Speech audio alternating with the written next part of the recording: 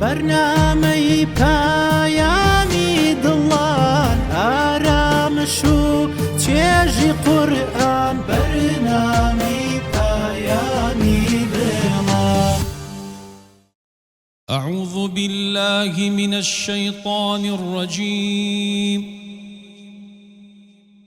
بسم الله الرحمن الرحيم.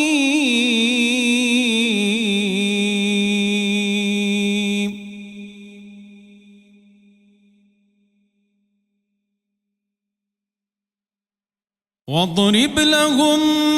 مثل الرجلين جعلنا لأحدهما جنتين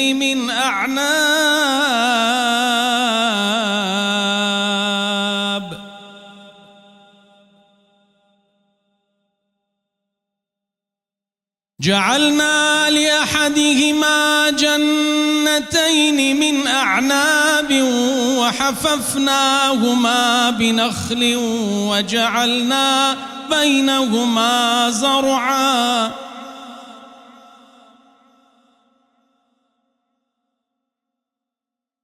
كلتا الجنتين آتت أكلها ولم تظلم منه شيئا وفجرنا خلالهما نهرا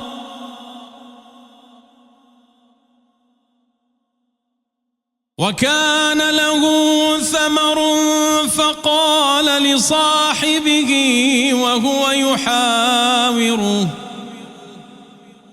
وهو يحاوره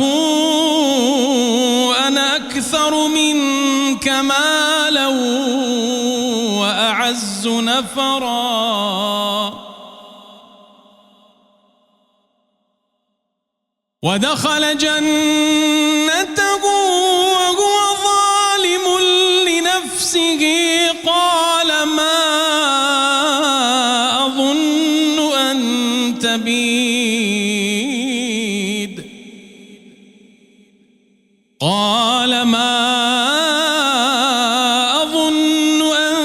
تبيد هذه أبدا وما أظن الساعة قائمة ولئن رددت إلى ربي لأجدن خيرا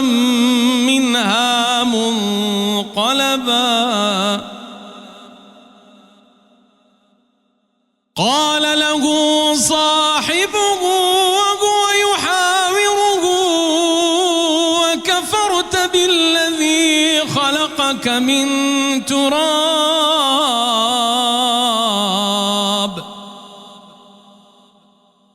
أكفرت بالذي خلقك من تراب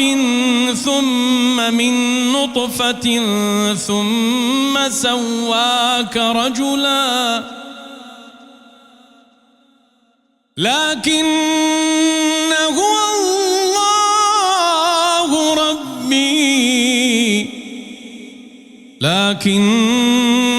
هو الله ربي ولا أشرك بربي أحدا صدق الله العظيم. بنای خدای بەخشندەی میهرەبان بینەرانی عزیز و خۆشەویستی کەناڵی ئاسمانی پەیام ئازیزانی بەرنامەی پەیامی دڵان السلام علیکم ورحمة الله وبركاته. سپاسی خدا دەکەین کە دەرفەت و تەمەن و ماوەیدان بۆی کە لە ئەڵقەیەشتری بەرنامەی پەیامی دڵان لە خزمەتی وەی عزیز و خۆشەویستە بەردەوام بین لە خزمەتی پۆلێکی تر لە مامۆستایانی عزیز و قەدرگرانی کوردستان لە خزمەتی ئەوە دەبین. بۆ ئەڵقەی ئەمجارە خدا یار بێ باس لە باسی هاوڕێیەکەین بە تایبەت هاوڕێی باش. هاوڕێ چییە و جۆرەکانی چین؟ ئەو کەسانە چێن کە ئێمە دەبێ هەڵیان بژێرنی بیانکەینە هاوڕێی خۆمان و ئەوەی کە لە قورئان و فەرمایشتەکانی ڕەسوول الله صلی الله علیه وسلم سەبارەت بە هاوڕێ باس کراوە چین هاوڕێی باشی پێشین و ئێستا چۆن گوزەریان کردبووی کە صداقەتیان بۆ بۆی کە نەفع و سوود یان ئەوە کە زیانیان بە یەکتر گەیاندووە لەو ڕوانە باسەکەین کە خوددا یار بێ ڕوونکردنەوەیکی دروست و بەرچاو ڕۆشنێک بۆ ئێمە و ئێوە عزیز و خۆشەویست بووە تا دواساتی بەرنامە لەگەڵمان بن بۆی ڕووبچین لەو باس و بابەتە بەناوی خۆمان و ستافی بەرنامە و بەرنامەی پەیامی دڵان دووبارە خێراتێکی زۆر گەری مامۆستای خۆشەویستەکانەکەین زۆر بەخێر بن خوای گەورە پاداشە بەخێرتان هاتەوە. سەرتا دەڕۆینە خزمەتی جەنابی مامۆستا ئەحمەدی شەریعە پرسیاری ئەوە دەکەم هەر بەوە دەست پێ دەکەی مامۆستا پێمان بڵێ هاوڕێ چێیە و جۆرەکانی چین؟ الحمد لله والصلاة والسلام على رسول الله وعلى آله وصحبه ومن والاه. هاوڕێ کە لە زمانی عەرەبیە پێێتی صديق يعني هو الذي يصدقك ئەوەی کە تەصدیقت دەکەن ئەوەی کە ڕاست دەکات لەگەڵتایان ئەوەی کە قسەی لەگەڵ تا ڕاستە کردەوەی لەگەڵ تا ڕاستە بەڕاستت ئەزانێ و بڕوات پێەکە سیقەت پێێتی سیقەی پێێتە متمانەی هەیە پێت هاوڕێ دیارە هاوڕێ چاکەی و هاوڕێ خراپێ هاوڕێ خراپ ئێمە باسەکەمان لەسەر ئەو نییە کە زانەکانە فەرمووکو ئاگر وایە 1000 ساڵ ئاگر پەرستی دوایی دەستی بۆ بەریە سووتێنێ هاوڕێی خراپ ئینسان لە دنیا بەرەو سەرشۆڕی ئەبا لە قیامەتیشا بەرەو دۆزەخیەوە لە دنیاە تووشی خراپەیەکە لە قیامەتیشا شکاتی لێکە كلما دخلت أمة لعنت أختها بشتێ بۆ جەهەنەم لە جەهەنەمیشا لعنەتی لێکە ئێوە هاوڕێی خراپەکە ئێمە بابەتەکەمانەوەی بەس هاوڕێی چاک ئەوەیە کە لە خۆشیە لەگەڵتایە لە ناخۆشیە لەگەڵتایە درۆ لەگەڵا ناکە ناتخەڵەتێنێ دەستن ناوڕێ و دائیمەن بە دڵخۆشی تۆ دڵخۆشە بە غەمباری تۆ غەمبارە لە تنگانە لەگەڵتایە لە هەموو ناڕەحەتێکا لەگەڵتایە لە هەموو کێشێکا بەدەنگ تۆ دێ و وەکو زانەکانە فەرمون ئەبێ ئەو هاوڕێ چاکانە وەکو یعنی بە سێشەوە سەیریان بکەی معاملەیان لەگەڵا بکەی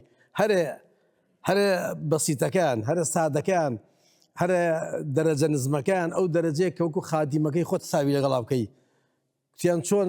فەرمووی کە کابرا چۆ خزمەتی پێغەمبەر فەرمووی صلی الله عليه وسلم فەرمووی ئەی پێغەمبەری خوا خزمەتکارم مێ بێگوێن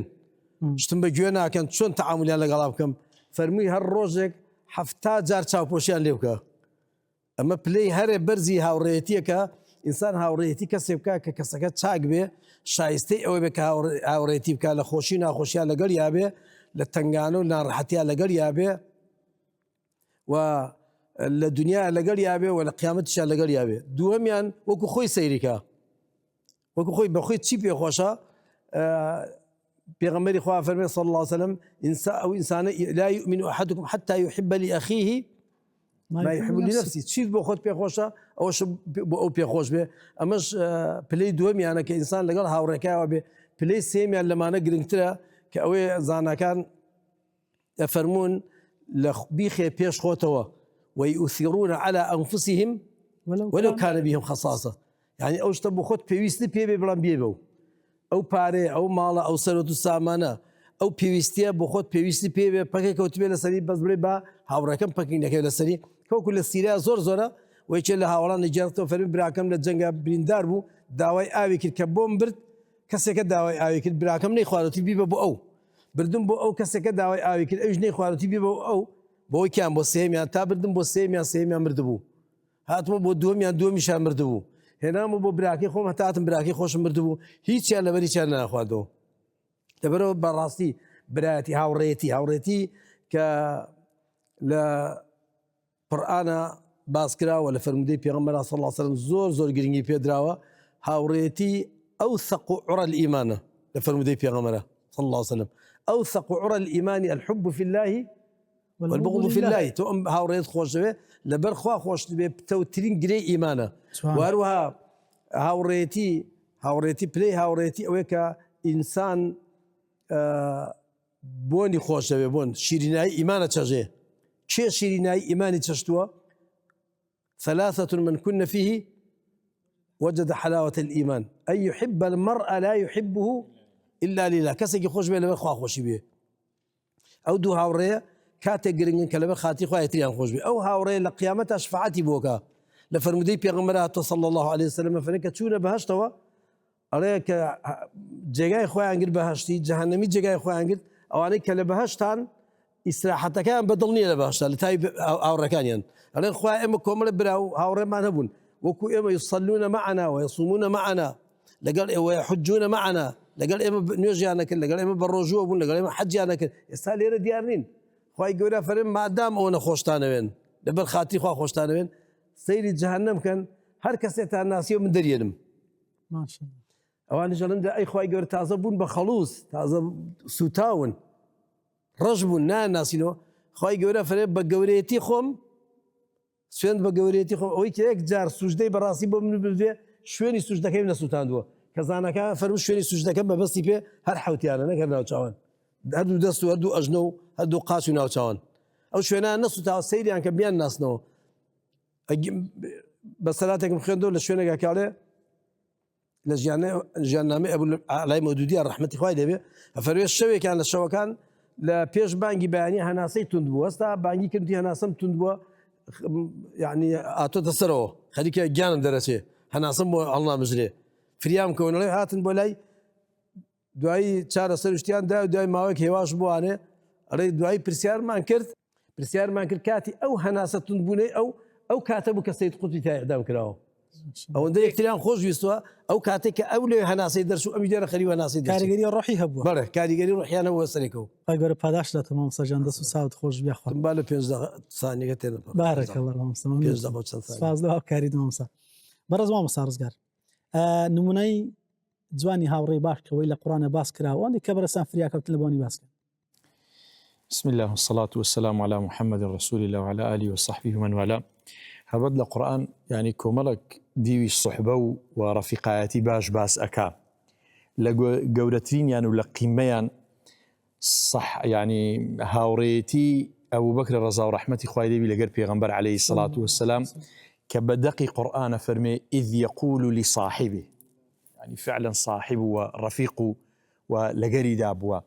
طبعا أو حالتي بيغمبر عليه الصلاة والسلام لجر أبو بكر الصديق كأجر وكو ديوي برادر تمشابكي مجموعة دلالات لخوي هر أجري لو أنا أبيني تنها لكاتي خوش يكان دا إمامي أبو بكر لجر بيغمبرني عليه الصلاة والسلام بل كل ترسناكترين موقفش إمامي أبو بكر رضاي خوي لجريتي بهمان حالة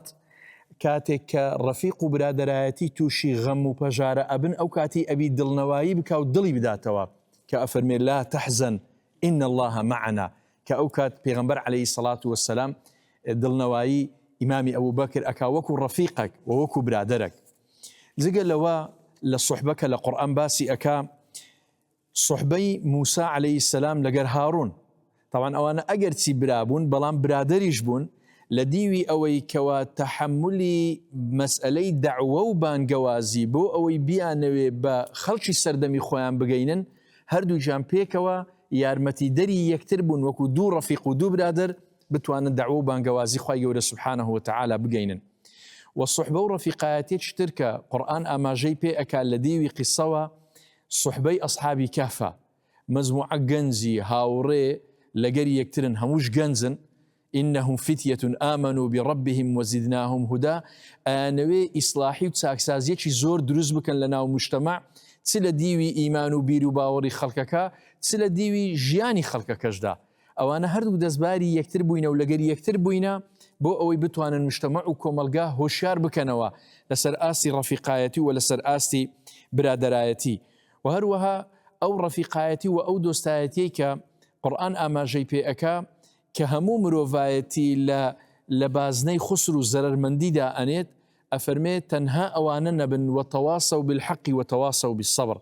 أو كاتي كمروف رفيقايتي وبرادرايتي يكتر أكا أو كاتي ببردوام وصيتي بحق لبيني يكتر هبي وهروها أجر توشي ناخوشش بلديوي آرامية وبهمان حالة دل نوايب كاتوا بوي لكوي يعني أوشتانوا إمام الشافعي رضا ورحمتي خوالبي أفرمي لولا صحبة الأخيار ومناجاة الحق سبحانه بالأسحار ما أحببت البقاء في الدار أفرمي أجر الصحبة وبرادرايتي بياوي تساق نبا دعاي بيش بر بيان نبا حزمنا أكل الدنيا أصلا هربمي نيموا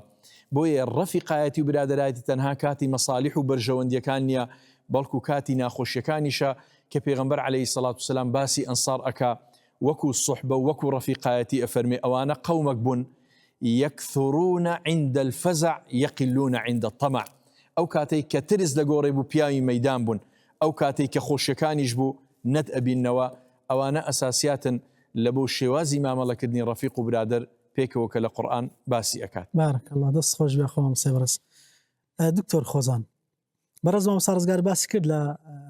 فەرمودەکانی خوددا سوبحانەهو و تەعالا لە قورئانە بەڕێستانە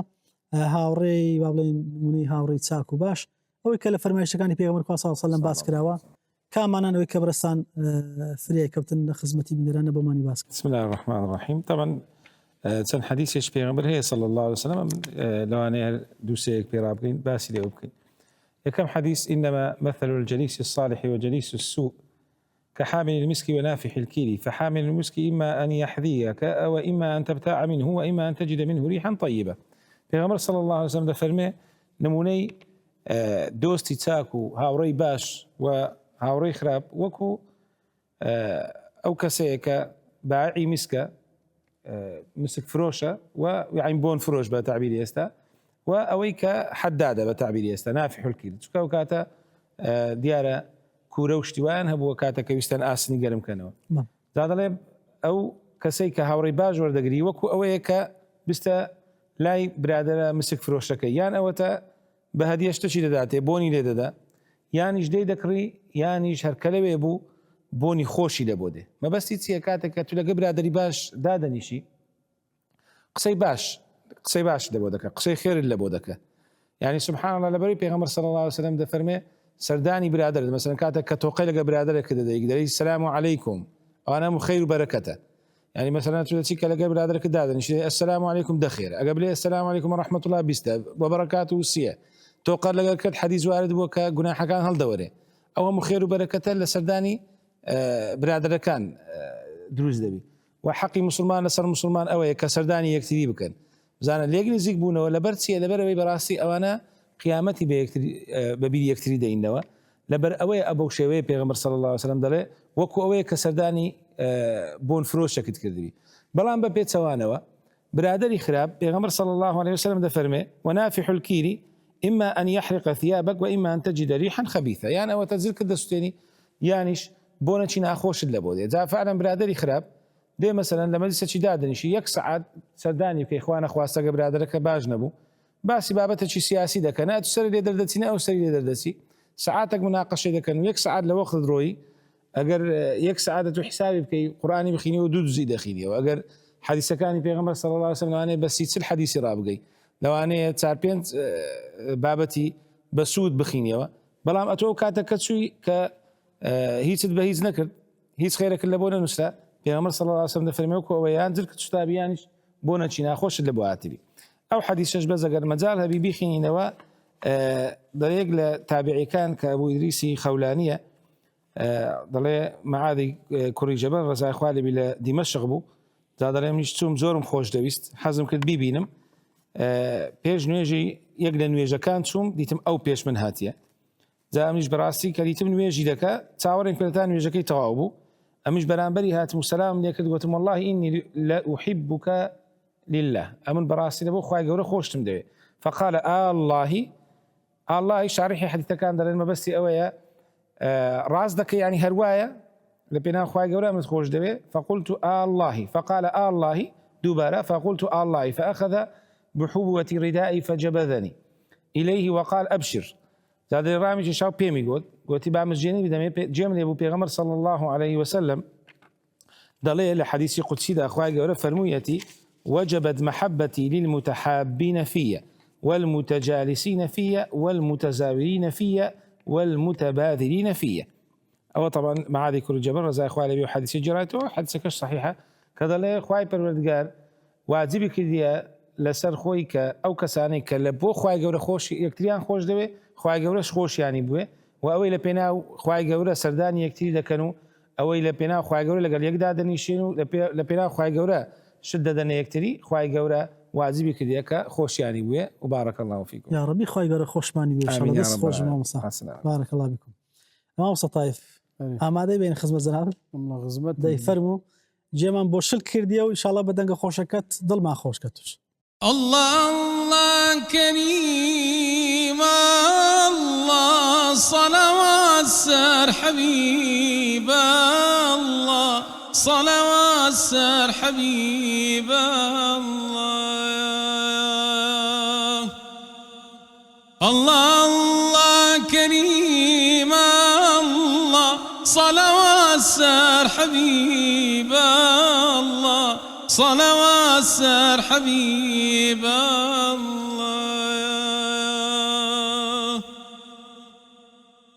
مدينة شاري شيرين مدينة زارب بينم مدينة جان وغابينا مدينة شاري شيرين مدينة زارب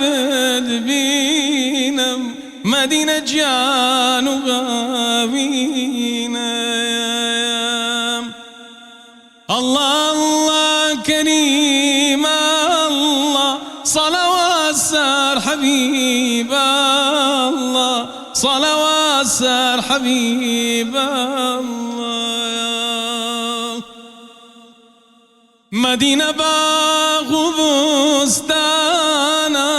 مدينة قول زاري جانا مدينة رامي ضلال مدينة باغ وبستانا مدينة قول زاري جانا مدينة رامي ضلانا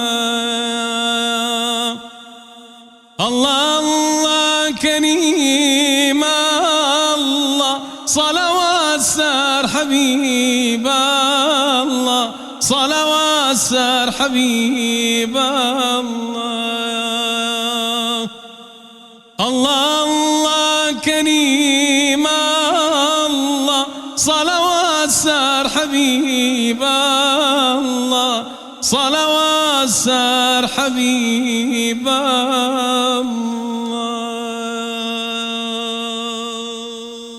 اللهم صل وسلم على نبينا محمد. دەست دەنگتە خۆش مامۆستای دەست خۆشخوای بەرە پاداشتاتەوە. دەڕۆینە خزمەتی مامۆستای گەورەمان مامۆستا تاهێری جان ئەلەوێ بە تاهێرە زۆر بەخێر بێ حەزێتماندای زۆر مامۆستا دەست و ساوت خۆش بی و منەوەرت کرد مامۆستای بەڕێز ماشەڵڵا هاوڕێتی پیا و چاکان هەر خێر و بەرەکەت دەباری بە تایبەتی هاوڕێک ئاوا دوورش بی دڵیان بێکۆبی زۆر خۆشە مامۆستا تاهێر نمونەی هاوڕێی باش لە کۆن و لە نوێ لە پێشینی چاکەکان لە سەردەمی تازە شتێک کە بەڕێسام وەکو نمونەلاتان هەبێ بەمانی باسکان سپاس دەکەین. بسم الله الرحمن الرحيم. سپاس بۆ خوا و سڵاوات لەسەر ڕەسوول الله سڵاو لە ئێوە لەم مامۆستا بەڕێزانە هاوڕێ باشترین پشتیوانە بۆ ئینسان لە ژیانە هاوڕێی باش هاوڕێی ڕازگۆ هاوڕێیە کە وەکو مامۆستا ئەحمەد فەرمی کە تەصدیقت ئەکا و متمانەی پێ ئەەکەی کە متمانەت پێ کرد سەری خۆی خۆتی پێ بدەی زەرەر ناکەی لە هەموو زمانێکە هاوڕێی باش هەیە مقابلیش هاوڕێی خراپیش هەیە ئەمڕۆ بابەتەکە باسی هاوڕێی باشە پێغەمبەران سەڵات و سەلامی خۆیان لەسەر بێ حەزرەتی ئیبراهیم لەگەڵ حەزرەتی لووتە لە یەک زەمانە بوون مەلایکە دێن مەلایکەی عەذاب بۆ ئەوەی کەوا ئەو شوێنە لەناو ببن کەوا قەومی لووتی تایە ئیبراهیم هاواری لێ ئەڵەسێ ئەڵێ ئاخر ئەو شوێنە لووتی تایە ڕەفیقێتی ئەڵێن خۆمان نەزانین کەی تایە ڕزگاری یەکەین یعنی هاوڕێ ئەبێ لە کاتی خۆشی و ناڕەحەتی و تەنگانە هاوڕێکەی لەبیر نەچێ باشترین هاوڕێ لەم سەر ئەرزی خوایە پێغەمبەری خوایە صلی الله علیه وسلم نەبووە و نابێ وەک محەممەدی ڕەسوول الله صلی الله علیه وسلم کە هاوڕێکی باش بێ و بۆ هاوڕێکانی باش بوو بێ مامۆستا ڕزگار باسی بینی حەزرەتی ئەبوبەکر و پێغەمبەری خوایەکی صلی الله علیه وسلم پێغەمبەری خوا لە باسی یارانیە ئەفەرمێ ئەصحابی کەالنجوم یارانی من وەک ئەستێرەوان بە هەر کامێکیان و دەست بگرن ڕێ دەرەکەن لە شوێنێکی ترا باسی یارانی پێغەمبەرە کرێ وەکو بڵێ چیان کردووە چەند ڕۆژێ پێش ئێمە مسڵمان بوون یەکێک لە ئەصحابەڵێ ئەوش ئەصحابە بێ ئەڵێ ئەسحابی وازیان لێ بێنن یارەکانی من ڕەفیقەکانی من وازیان لێ بێنن سوێن بەو کەسەی گیانی منی بەدەستە ئەگەر یەکێک لە ئێوە بەقەدەر کێوی ئوحود زێر ببەخشێ لە ڕێی خوا ناگا بە مشتی یەکێکیان و بە ئێمە پێڵێن لاگوێل بە شارە زوریانە ئەمە بە نیوەی ئەوەشیە لەبەرەوە وازیان لێ بێنن جا ئەو خۆشەویستی پێغەمبەری خوا بۆ یاران بوویەتی هەر ئەوە توانی کەوا ئەم دینە بەم پایە بگەێنێ و بیگەێنێتە ئێمە و هەتا قیامی ساعیش بەردەوام بێ ئەگەر خۆشەویستی پێغەمبەر بۆ ئەسحاب وانە بواە و ئەسحابیش پێغەمبەریان خۆش نەگەرەک بواە لە ڕەفاقەت و سەداقەت و شوێنکەوتنە بەس بوو بۆ ئەوەی جارە لە زاران منافقان فیتنەیە بخەینە بینی پێغەمبەر و یارانی وەک لە جەنگی حونەین گەڕانەوە پێغەمبەری خوا صلی الله علیه و سلم هەرچی غەنائیم بوو دای بە مهاجرەکانی مەکە باوڵێن دای بە خزمەکانی خۆی مەکەیە ئەنسارەکان مەدینەین مقۆیە دروست بوو لە ناو خەڵکا وڵات پێغەمبەری خوا ئیساری قەومەکەی خۆی کردو ئێمە جەنگمان کردو ئێمە وامان کردو ئەوانە تەڵان ئەم قسە لە کوێوە ئەڕوا لە سعدی کوڕی معاذەوە ئەڕوا پێغەمبەری خوا بانیەکە ئەڵێ سعد چییە ئەڵێ وەڵا قوربان لە بازاڕە شتێک قاڵە کە تۆ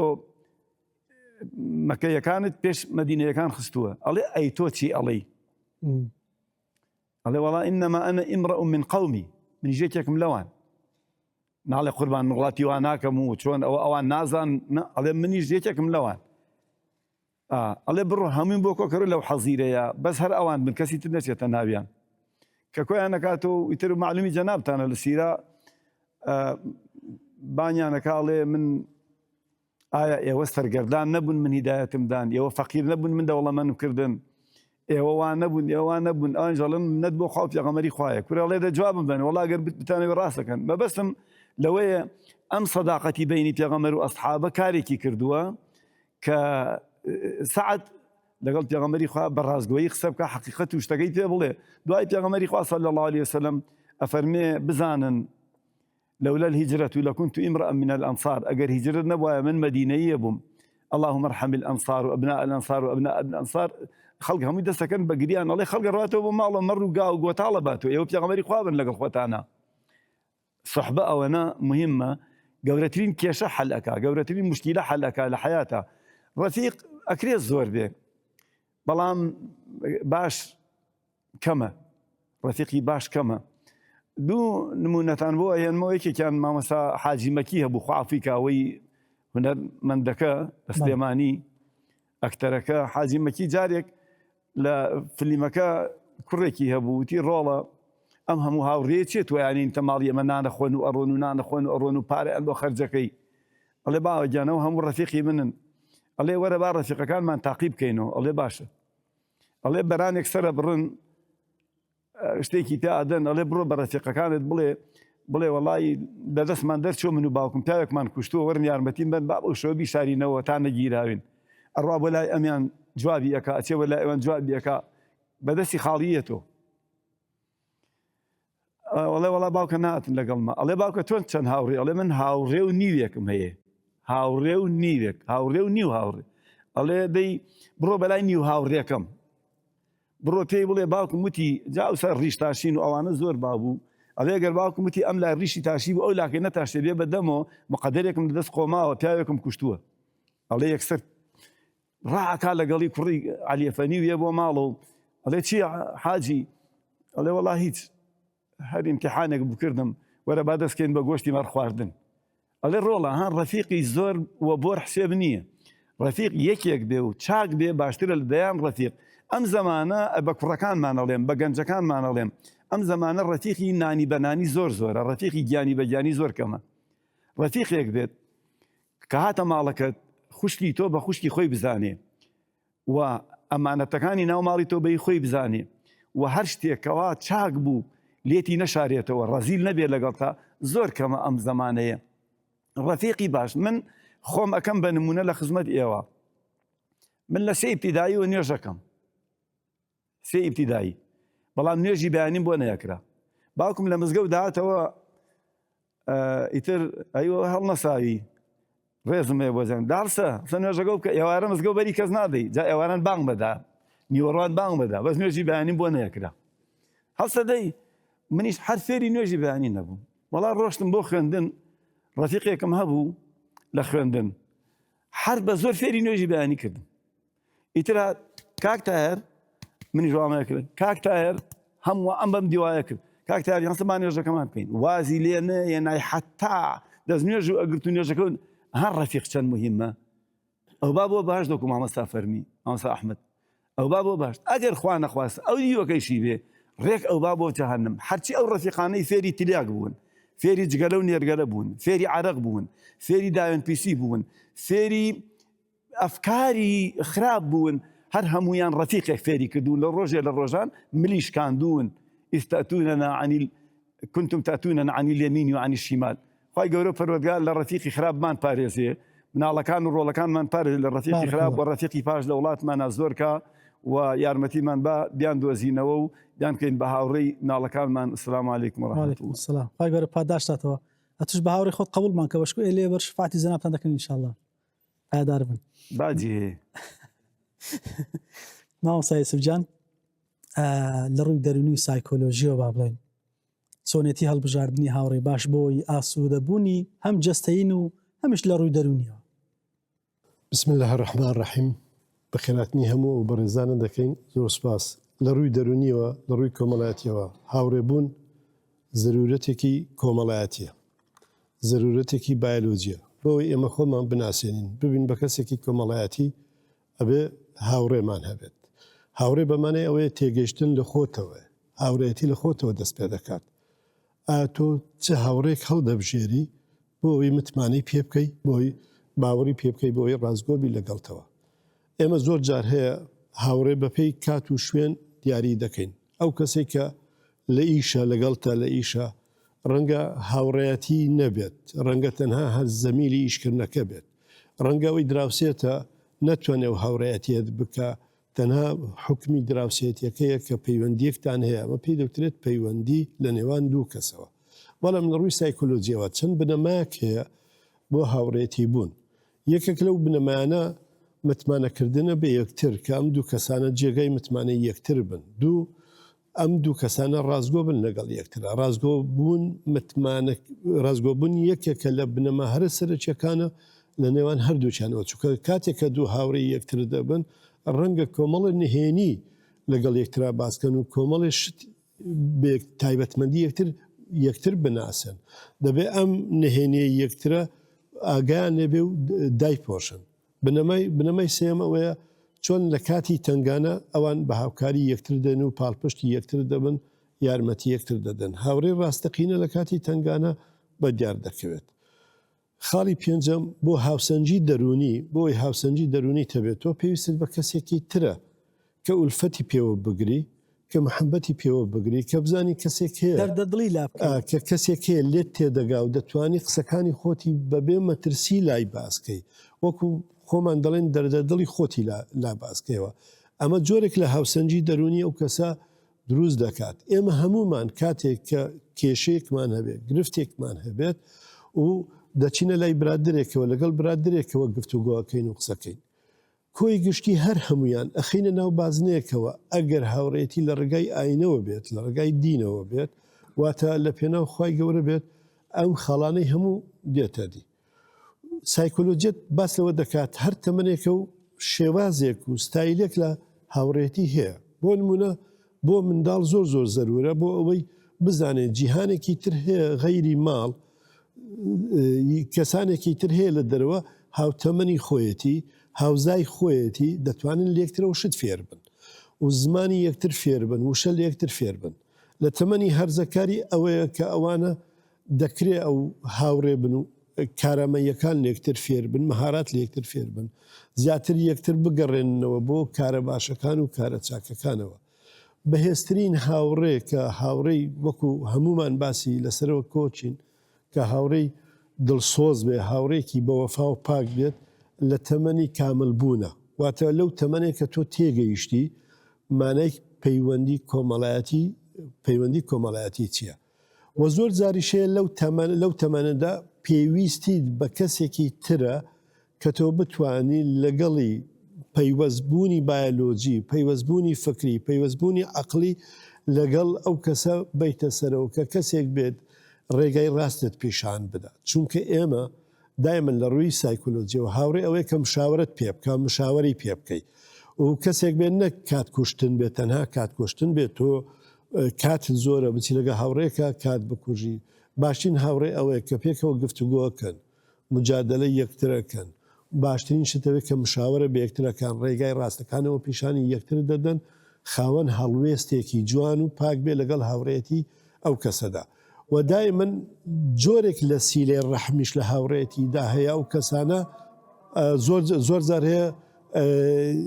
سەحەتێکی باش لەبەرەوەی بەرگری دەرونی کەم دەبێت لە ڕووی سایکۆلۆجیوە دەڵێ ئەگەر تۆ تۆقەت لەگە برادرێک کرد و باوشت پیا کرد یعنی دەستت بەدەستی کەوت جۆرێک لە هێزێکی وزەی دەرونی بۆ تۆ دێت بۆ ئەویش دەچێت ئەمە خاڵێکی زۆر سەرچیە کە پێی دەگوترێت با بڵێن هاوسەنجی دەرونی لە بۆ ئەو کەسە و جۆرێکیش بەرگری دەرونی بەهێز دەبێت مامۆستا یوسفجان دەستت خۆشبی خی گەورە پاداشتاتەوە زۆر سپاس دەکەین جەزاکەڵە بەڕێز دکتۆر عیمات ئەوە دیسانە وەزارە خدمەکە کۆتایی بەڕێستان پێدەین ئینشاڵڵا مامۆستا قسەگەلێکی زۆریان کرد لە هەموارەکان بەڵام سوود و کەلک و قازانج و دەساتەکانی هاوڕێی باش هەم لە دنیا هەم لە بۆ دوا ڕۆژسی بسم الله الحمد لله والصلاة والسلام على رسول الله محمد صلى الله عليه وسلم وعلى آله وصحبه ومن والاه صراحة خوات جزای خێری مامۆستایان بداتەوە شتەکانیان باس کردن بە متەناثری بە پەرتیە من محاولاکەم قسێوان بەداوە چێوە بکەم هەتاوەکو بتوانین بینەران و عزیزان ئیسیفادەی لێ بکەن طبعا ئەگەر تەماشەی چەمچی کوردی بکەین چەمچی کوردی لە بۆ سەدیقی چ دانرا برادەر یعنی برایە بەڵام برایەکی داخلی نیە برای دەرەیە ئەو برادرە طبعا برا چیلۆ برای دەوێ بەتەکید ئەگەر برایەکی ڕاستەقی نەبی سەرشۆڕی لە بۆ ناوێ بەتەکید ئەزانی حیای حیاویە بەتەکید ئەزانی سمعی سمعیویە بەتەکید ئەزانی خۆشبەختی و بەختەوەری برای هی برای ئەگەر شیر پیسی نەبی بەزا برۆ ئەگەر بێت و بە شیرە قۆدیە گەورە بوو و چێ و زمانی لێدێ و چ لێ هاتی برایە کوژی بەخوای بە هەموو برایە شیرە قۆدیە بەڵام ئێسانەگە بۆ شیری حەقیقی خوارد شیرەکی دەست بەدەست نوێژی خوارد لەدایکەکە دەست بەدەست نوێژ لە بۆ برایە خو ئەمری وچی باقی ئەو نمونانەی کە ئەمە لە باو باپیرانی خۆمان بیستیتمان زام برادرایەتی دوو یعنی لە دوو مەسارە ئیسیفادەی هەیە یەکەمی لە مەساری دنیای و چما مەستا باسییان کرد بەتەکید هەموو جارە دانگ و کابراگەر برادرەچی نەبی برادرەچی ناینی ئینسان لە دنیای کائینێکی ئیجتیماعیە پێویستی بە خەڵکی پێویستە لەگە خەڵکی بژی حتا تو پێویستە جاری وهەیە مەتەلەن لە ماڵێ کابرا دەگە خێزانە خۆش برادر بیت جگە لە خێزانداریایەتی دەبی برادرش بێتاوەکو بتوانی غەمەکانی ژیان بەیەکەوە هەڵبگرن جات چمای ئەوەیە گەر بێت تو خوای پەروەردیگار جەل جەلال و علەما فەرمونێک لە گەورەترین نعمەتەکانی خوا جەل جەلال و لەگەڵ ئینسانی لە دنیای ئەوەیە کە تو برادرێکی باشت هەبی لە غەمەکانت تێبگا لە زمانت تێبگا چکە برادرێکە باش بوو چەند ئیسیفادەیەکی دەبن یەکەمین ئەبێتە داپۆشەر لە بۆ عیبەکانی تو یاخود ئەبێتە مصحح ڕاستکەرەوە لە بۆ عیبەکانی تو مجتەمع و کۆمەڵگای مەعادەتە چی هەیە ڕەیەکی عامی ساکتی هەیە ڕەخنەت لێ ئەگری بەسوەت نارێتێ برادری باش وەکو ئاوێنەی وایە کاتێککە لە بەرامبەری ڕادەوەستی عیبەکانت پێشانەدا یەکی دیکە لە ئیسیفادەکانی نەقسەکانت لە بۆ پڕکاتۆ ئەو کاتێک کە ئینسان سبحان الله طبیعەتی بەشەری وایە ئەو کاتێ ئینسان تووشی مشکلەیەبی تووشی کێشەیەبی جانبی عاطفی زاڵەوی بەسەر جانبی عقلی کاتێکی کە برادرە و دۆستێکی باشەیە دێ دوو قسارت لە بۆ دەکات لەوانەیە دوو قسە حەلی هەموو کێشەکانی تو بکە ئەمن زۆر جاری وها بووە ئەو گەنجانەی کە هاتی نەکردن من مشکلیان نەبووە گەیشتە دەرەجەیەکی لە ئەسخەریکی انتحار بووە بەڵام تو دوو قسەی زۆر احتیارت لۆ کردی دەستی بەگریانی کردی گوتی بە قورئان مامۆستا فکرم لەو قسانە نەکردی تۆ ڕێگایەک ممکنە قسەیەک ڕێگای چەندان ساڵت لە بۆ نزیک بکاتەوە یەکی دیکە لە ئیسیفادەکانی برادری باش ئەوەیە کە ئەتو کاتێک کە پێداویستەکەت هەیە ئەو پێداویستانت لە بۆ ئەقەتینی چەند جاری وها بۆ ئینسان محتاج بووە لەبەرەوەی بەشەر عادەتی ژیان وایە ژیان پێویستی پێەیە بەڵام ئەتوو ئەو کاتێک کە ئەکەوی ئەو کاتێک کە ژێرەکەوی برادری چاک دێ بەهاناتەوە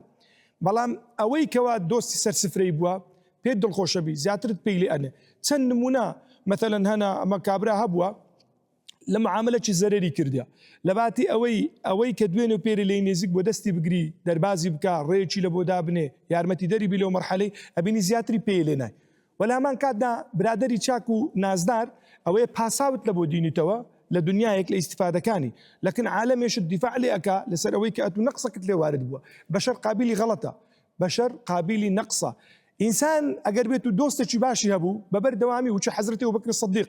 کاتێکی کە تەماشاکەی ئەهلی مەکەی دێن لای ئەبوبەکر سیدیق دەرێن کاکەوە محەممەد دەڵێ چوویمە ئاسمانی لە ئەسمانی چوویمە لە بەیت المەقدسە چوویمە ئاسمانی لەوێ هاتیم و بەو مەساحە کورتەی تەمەن زۆر مسلمانی تازە بوون پاش گەز ببوون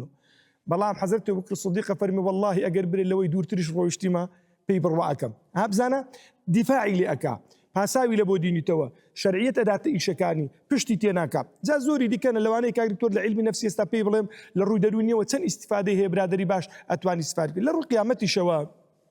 یەک لە ئیستیفادەکانی برادری باش ئەوەیە شەفاعەتکارە لە ڕۆژی قیامەت سبحان الله كخوي پروردگار فرمي الاخلاء بعضهم يومئذ لبعض عدو الا المتقين لرجع قيامته يوم يفر المرء من اخيه شعار قيامته شعارك انا هموي انانيته هموي خويستي حتى باب كور تشيش خوشويست حزب ده صلاه جاسوس جاموس همو لبريك ديك هردن هموي تجيب اواني الى الدنيا اخويا على سر يديك بكوشنا ده على سر فكريتي هم دشمن يديك انا بس تنها اوانا نبيك الدنيا اللي بينا خوي پروردگار جل جلاله يديك ان خوش ويستيا لو كاتك خوي پروردگار بس اهل جهنم يكايك لما الويدان كان ولا صديق حميم او دوستي عزيزي شان نبوه بيلي شفاعتيان لوبك اهلي بهشته يكل داوا كان الاخويا اوي دلين خويا تيجي بهشته كامل نابي لبروي دوستي دنياي مان لجهنم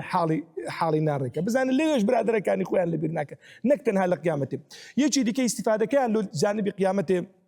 وات لي اكاد لخوي پروردگار نزگوبي برادري چاك برو خواته وجد زناب ما وصلت تازه باسك فير نيجي تكا فير الروش تقري عيب كان وديار دخي محاولاك برادر هبو قوتي تمام 6 سال لقى برادري مشروب خور خريق بوي ما بس في السبيل ويواز دبيني تشوي كان هاتو كراس وتشتهمو درابو قلت دس سر برد سوزدي وندلو يجريام وتم خوايا لو اندي تشيدي كوي مكازيلي قلت واخواتو قلت لوت دقريه والله لوت وقريه حزناك مهاد ببينم حزناك بو نوعي بتسو خدمه خواي پروردگار جل جلاله والله ما دام اتو بياوي تشي دخما من دا امن وهذا خما الدنيا وقيامتي خداني لير الرام توبيكم طبعا الحمد لله بمسلماني دمري دقرت ولا خواي پروردگار جل جلاله لو انسان ايمان دار سير كا باتي ديك قصانا كم كوتاي بيبينم لتزنج حنين پیغمبری خدا صلی الله علیه وسلم زي شنري لب اوطاس لكاتك لحنين هلدين جماعتك دقرنا وطائف تشكاواني لو حنين هاد من خلش طائف ثقيف وهوازن واوانا اوطاس دولك لبيني مكه ولبيني مدينه پیغمبری خدا صلی الله علیه وسلم زي شنري ابي عمرو اكاتا سرقاطي زي شكي ابو موسى اشعري شي لقلدايه طبعا كان الري درون دريدي كوري الصما كيك بولر بيكاني ثقيفي بني هوازن ثقيفي طبعا للري ديكوجن بلام كاتك زي شكل دي يك كثير شي داوي لاجنوي او ابو عمريدا اكوي دار شوينه شي خطر اجري دماري خوين بدا خوين نرا يك كلو انا اجري ضل كره ابو موسى لبير مكه بزانه شي ابو موسى دي تكني دري شي لي داي لنا جي شكي اماجي لو كادري او ابو خوينم بزرنكي ابو موسى اشعري كويت دوي ضل بخوا كتمه دوي كابري هلدات تم راخري قلت معيبناكي شرمناكي هردي لترسام مردن كابري راوستا بوش رشم شير ما كشتمان هذيك كشتم هاتم تماشم كرد ابو عامر لسر مرجبو يعني وضعي شربو تم قربان كشتم قلت او تيري راتششه تيك راتششه اوي لي هات زاني دمري نشاني مردني بوا تي يك تكليف ملتو هيلوم جيب جيبك تيش قربان تخواقر قرايه سلام لبيغمبري خوايبك صلى الله عليه وسلم وبيشي بلي داوي لي خوشبون منو لخواي پروردگار بك طبعا بينك بيتي دمري ليك شارنوا دقرت وخزت بيغمبري خو بزانه برادري باش لبيري ناكا ناله كره ديدي ولو خول سلام مرجو ودي تخزت بيغمبري صلى الله تعالى عليه وسلم تروك كيلو اجرت ودر يا رسول الله سلامي لي كردي وقلت شي داوي لي بردن ملوبك فري بيغمبري خو صلى الله عليه وسلم داوي عندك اوي كرد دسنوج شوشت دستكاني برس كردن فرمو يا ربي خوا لا ابو عامر خوش بي فري اوان دي دز برس كردن بيغمبري خو صلى الله عليه وسلم بن سبياتي بين فيلم لو ديار كتبوا او زار فرمو يا ربي خواي لروج قيامته برزي بكي لسر زوري او خلقك لقيامته ابو موسى اشعري بزان استفاده لا دعاء كان بيغمبري صلى الله عليه وسلم لابو ابو عامر كرده لبري برادري تشاكا در يا رسول الله امش لبير مكه دعاء لي خوش بون لو مش بك افرمي يا ربي خوا لا ابو موسى اشعري خوش بي عبد الله كوري قيس يا ربي خوا لا ويش خوش بي يا ربي خوا لروج قيامته بي شوينه شي مدخلي كريمي بنسيب بكي بزانە بە بەرەکەتی برادری دوو برادری چاک ئەکەونە چ ناز و نعمەتێکی کە پێغەمبەر صلی الله عليه وسلم دوعای لێ بکە. لۆی بەڕاستی لە قیامەتێ ئینسان ئەگەر بێت و لە دنیای برادرێکی چاکی هەبی بەتەکید و دڵنیاییەوە لە قیامەتێش هەم لە دنیایە بەرەو قیامەتەیە بە هەم لە قیامەتێش لە بیری ناکە لە بەرامبەر خوای پەروەردگار خوای گەورە جەل جەلاله و برادری چاکمان قبول بکە لە بەرەکەتی برادری چاک بێ بەشمان نەکە ئینشاءالله. خۆزگا کاتی زیاترم هەبێ زیاتر لە خزمەتتانە بێت پارێزی ئەخوا خوای گەورە پاداشی بە خێرتانداتەوە هەر لە کۆتاییە لە مامۆستا تایف و دەسوێ دەکەم دەستە ڕاستمە کۆتاوتە زۆر بە کورتی مامۆستا لە بەردەما خی گەورە پاداشیان داتەوە بەخۆی 13 شەیە لە عەربی بمعنای برادر دێت تیڕبە و زەمی لە و ڕەفیقە و ئەنیسە و ساحیبە و ئەو بابەتەکە دوورە جێ بەس ئەو ئاەتەی خیندەم لە سوڕەتی کەهف ئەو دوو برادرە کە هەتا لەگەر یەک بوون خی گەورە نووسینەکەی بە ئیعجاز نووسیە قالە لیصاحیبه ساتەکە و حایەکە و بایەکە پێک وەیە ئەلفەجی گچکەی لەسرە ئەگەر تەمەشای قورآانی بکەن بەس کە عەقیدە دێتە گۆڕێ ئەنا ئەکثەر منکە مالەوە عەز و نەفەرا و لێک جا دەبڕێنەوە و کافر دەبیتن کابرا خی گەورە دەفەرێ قالە لەه صاحبه ئەلفەجی فاسیلێ دەکەوتە بێنێ برادەرادەکەیان نەما لە قورآانی هەردوو کەسێک ئیذ یەقول لصاحبه لا تحزن سات و حا و بایەکە پێک وێ یعنی ئەوانە لە قیامەتێ و لە قەبرێ و لە بەهەشتێش پێک وەنا بەس ولا تكن كصاحب الحوت لەناو حوتەکە هاتە دەرێ ئەلفەچی پێوەیە بە نووسینەکەش عجازە جیای کردیتەوە خوای گەورە نووسینەکەش فەرقی هەیە دەست خۆش بارەکەڵە مامۆستا بەڕێز مامۆستا ڕزگار کوتاوتەی جەنابتان ئەگەر غەڵەت نەم إمام علي رضي خوای لێبی دەفەرمێ إذا كنت في الناس فصاحب خيارهم ولا تصحب الردى فتردى مع الردى ئەگەر مرۆڤ لە ناو خەڵکی ئەوەیە چاکترین و باشترین ڕەفیق هەر بژێری کەسی خراپ هەر نەبژێری بە ڕەفیقایەتی لۆ ئەوەی لەگەرەوی بەرەو خراپە نەڕوات. جزاك الله بخيرا بەڕێز دکتۆر. عرب مەقولەتیان هەیە دەرێ الصاحب صاحب یعنی برادر ڕاتە چێش ئەگەری باش بی لەو بەهەشتێ ئەگەی خراپیش بی لە بۆ جەهەنەمێ. نصیحتم لە ئەو گەنجانەی ئەوڕۆ بە فەیسبوک و برادری فەیسبوک و تیکتۆک و نزانم پارە و دنیای و معاملە و قەرد و دەبانجە و کارت و تشتیواتە تێئەکەون یانە حیزبایەتی و سیاسەتی تێئەکەون ڕجاءن ئاگاداری خۆ بن بەخوای کو لە دنیایە کە تێئەکەون بەجێ و دێرن لە قیامەتێش و لە بەرهەردن خوای پەروەردگار بمان پارێز. دەست خۆش بیاخوا بەڕێز مامۆستا تاهیری باموچی. ڕەفاقەت و هاوڕێیەتی بۆ دنیا و بۆ قیامەت دەوکم مامۆستا فەرمووی هەمووی خێر و بێرە ئەگەر باش بن ئەگەر بەتایبەتی لەسەر ئەساسی ئیمان کۆ ببنەوە. من شتێکی هەر بە عەمەلی لە حیاتی خۆمانە ئاشتانەکەم من لەگەڵ مامۆستا موسا تقریبا 50 ساڵ ڕەفیق بووین خوای گەورە لێی خۆش زۆر دڵمان بە یەکە کرایەوە زۆر دوو سێ جار مامۆستا تەلەفۆنی ئەکرد ئەیوو مامۆستا بێتاقەتم یەکەم جار تەلەفۆنی بۆ کردم دەنگی کز و پێش نەخۆشکەوتنیشی وتم ها مامۆستا وتی مامۆستا تاهیر زۆر بێتاقەتم تم بەڕاستە وتی بەڵێ تم ئیستادیەم مامۆستا وڵای یەکسەر ڕۆشتم سواری سیارە بووم بە چ دەقە گەیشتمە لای مامۆستا موسا وتی هاتی تۆ بێتاقەتی من چۆن لە ماڵە دانیشم ئیتر تقریبا سەعات و نیوە بە یەکەوە بووین دوای ڕۆشتمەوە بۆ هەڵە بجە وتی ئیسراحەتم کرد مامۆستا حەسەن شوێنەرانی وتی مامۆستا وە چۆن هاتی دوای ئەو چوومە لای وڵات بەس لەسەر قسەی مامۆستا وتی بێتاقەتم ئەمزانی بە من بێتاقەتیەکەی ئەڕێوێتەوە تی وەڵڵاهی زۆر مهمە یعنی زا من مەبەستم ئەوەیە نەک بۆ ئەمە بۆ تاهیر ئەمە ینی بۆ نمونە باسی ئەەکەم کە جاری وایە ئێمە دۆستێکمان کەسێکمان عەزیزێکمان لە ماڵ بێزارە لەگەڵ خێزانەکەی لە شەڕایە لەگەڵ مشتریەکەی لەگەڵ شەڕایە دەوانەیە وەک مامۆستا عیماد فەرمی بە یەک قسەی من یا تۆ یا مامۆستا یوسف ئەو کێشە گەورە کۆتایی پێبێ کەچی جاری وایە لەبەر تەمەڵیا لەبەر شتێ دەی ناڕوین و ئەوانە بەڵام حەسرەتی بەدوایە بەس کە چووی ئەو وەزیفە و ئەنجامدا ئەجرەکەی لای خۆیش زۆر گەورەیە لەبەرەوە هەوڵ بین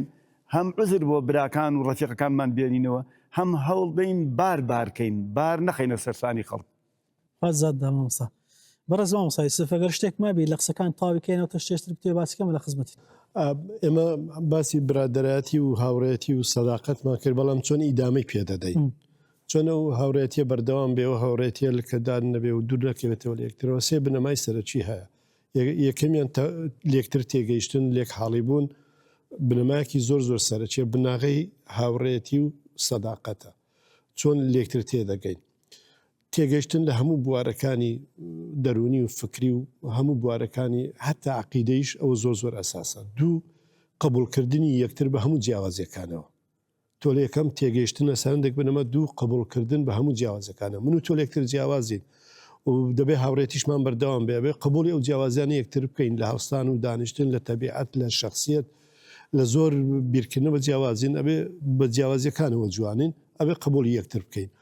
بنەمای سێم ڕخنەگرتنە لە یەکتر ئەبێ من نابێت چاوپۆشی لە هەندێک هەڵی تۆ بکەم تۆ چاوپۆشی لە هەندێک هەڵی من بکە هیچکە هەڵی تۆ ئیمنە ئیمنیشی توێ بەیانی ئەوە کە دێتە لای منەوە دەڵێن تۆ هاوڕێ ئەو کەسە بووی بۆچی هێشتت ئەم هەڵەیە بکات بۆچی هێشتت ئەم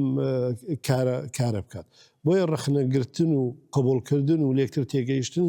سێ بنەمای ئیدامەدانە و باشترین هاوڕێتیش سەداقەتێک کە زۆر خۆشەویستی تێدا و یاخود دەتوانین بەرەکەتی تێدایە لە تەمەنی بە ساڵات چووە چکە بە ساڵات چووە گاتە تەمەنەیەک کەسی نامینە لە ماڵی هەموو مناڵەکان گەورە بن هەمویان دەرەچن لە ماڵێ ڕەنگە خێزانەکەشی نەما بێ خۆی تاقی تەنیا بێت لەو کاتە زۆر ئەوە پێدەوترێ ئەنیس لەو تەمەنە پێدەوترێ ینی دڵنەوایی دانەوە پێدەوترێ پشت و پەنایە و کەسەکە لە تەمەنێکی بە ساڵات و هاوڕەیەکی هەبێت اینجا ئەو هاوڕەیە پێکەوە بن لە شوێنێکی تر بن لە دراوسێ بن خزم بن بەزگرین باشترین هاوڕێتی و سەداقەت کە پێویست پێێتی لە تەمەنی بە ساڵات چوە. بارەکەڵە دەست خۆش بێخوا بەڕێزمەوە سەحمەدی شەریعە و تاوتەی جەنابتان. هاوڕێتی زانەکانە فەرمونون چەند قۆناغێکی وەکو بەعزێکانە فەرمون 11 یان 13 پلێ هەیە لە هەمویان باشتر و لەگەڵ هەمویانە ئەوەیە کە بینیت خوات بیربێتەوە زانەکانە فەرمون باشترین هاوڕێ ئەوەیە کە بینیت خوای گەورە بیربێتەوە یادی خوا بیربێتەوە کە بینیت قیامەتە بیربێتەوە کە ئەو بینی دائیمە پیاوەتی و چاکە و وەفاداری و ئەو شتان سیفەتە چاکان بێتەوە بیرت چونکە هاوڕێ سجنە یا صاحبەی سجنی ئەرباب متفرقون خێرون ئەم الله الواحد القهار هاوڕێ سجنە جاری وایە کە بێت یەکی لە هاوڕێ باشەکان و هاوڕێ ئیشکردنە هاوڕێ سەفەرە و جاری وایە هاوڕێ سەیرانە جاری وایە هاوڕێ طالب العلمە بێکۆچن بۆ خوێندن هاوڕێ حەجە ئەوانە هەموو هاوڕێن بەڵام لە هەموو ئەوانە باشەکان ئەوەیە کە بینیت دائیمەن شتی چاک و شتی بەکەڵکی بیربێتەوە کە بەکەڵکی دنیا و دو ڕۆژ بێەوە لە سەری هەمیانە یادی خوای گەورە و بیرکەوتنەوەی قیامەت و باش. بارەکەڵە دەست خۆش بێخوا. بەڕێز دکتۆر خۆزانجان کوتاوتەی جەنابتان. مامۆستا پێغەمبەر صلی الله عليه وسلم دەفەرمێ المرء على دين خليله فلينظر أحدكم من يخالل يعني پوختەی قسان ئەوەیە کە پێغەمبەر صلی الله عليه وسلم دەفەرمێ ئەگەر برادەرێک زۆر خۆشەویست بولات زۆر هاوڕێیەتیت کرد يعني ئەوانە لەسەر دینی یەکترین دالبەرەوە بەڕاستی دەبی ئاگادار بی چێ دەکەیە برادرت المرء على دين خليله يعني پیاو لەسەر يعني الرجل على هەردوو ڕوایەتاتێ پیاو لەسەر دینی برادەرەکەیتی بە ئاگادار بن چێ دەکەنە برادری خۆتان. بارك الله فيك. لەبەڕێز دکتۆر خۆزانەوە تا مامۆستا تایف دنیایەک لێتان مەمنونین خی گەورە پاداشتی بە خێرتان داتەوە زۆر سپاسی ئامادەبوون و ئەو تە پێزانتان دەکەین دەست و چاوتان خۆشبی زۆر بە خێر بێن زۆر سپاس. وەڵای بینەرانی عزیز و خۆشەویستی بەرنامەی پەیامی دڵان ئەڵقەی ئەم جارەشمان بە پایان گەشت مەبەستی سەرشمان ڕەزابوونی خوددایە سوبحانەهو و تەعالە دواتریش ئەوەی خۆشەویست لەگەڵمانە سوودمەند بوو. دووبارە سپاس بۆ میوانە عزیز و خۆشەویستەکان سپاس بۆ عزیزانمان لە دواوەی کامێرە تا بێگەشتنەوە بەخواتان سپێرم کە سپاردەوە زایە ناکە. السلام عليكم ورحمة الله وبركاته.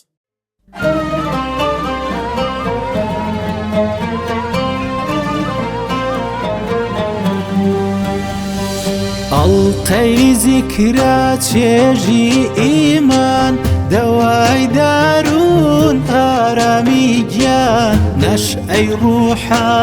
نەوای جەستە شیفایە بۆ دڵی خەستە پەیامی ئاوین و ئیمان دەستی نزای ڕوو لە ئاسمان دڵی گەرمی شەو بێداران چاوی پڕتە سەی چاوەڕوان چاوی پڕتە سەی چاوەڕوان میحرابێ بۆ یادی خودا پەنجەرەیەک ڕوو لە هودا دەرفەتێک بۆ مرۆڤ سازی بەرنامەیەک بۆ چاکخوازی بەرنامەیەک خوازی سەکۆی موحیبەت و عرفان بەرماڵی پیر و جوانان بەرنامەی پایامی دڵان ئارامش و چێژی قورئان بەرنامەی